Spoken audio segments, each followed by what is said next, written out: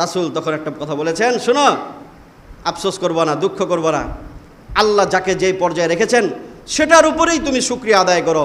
তবে আমি একটা আমল বলে দিচ্ছি, যে আমলগুলো করলে ধনীরা অর্থ ব্যয় করে যেই সওয়াব অর্জন করে, তুমি সেই আমল করে ওই আর্থিক ইবাদতের সওয়াবগুলো তুমি অর্জন করতে পারো।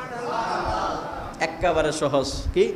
5 ওয়াক্ত নামাজের পরে, প্রতি নামাজের পরে আপনি 33 বার সুবহানাল্লাহ, 33 বার আলহামদুলিল্লাহ, 33 বার আল্লাহু আকবার, কোনো বর্ণনা 34 বার আসছে, দুইটাই সহি। 34 বার বা 33 বার আল্লাহু আকবার, এই তসবিহটা পড়বেন। 3 তসবিহ নামে প্রসিদ্ধ, আমরা পরিচিত আমাদের কাছে, প্রত্যেক ফরজ নামাজের পরে। উঠতে যে দৌড় দেন খালি না, একটু বইসে পড়েন।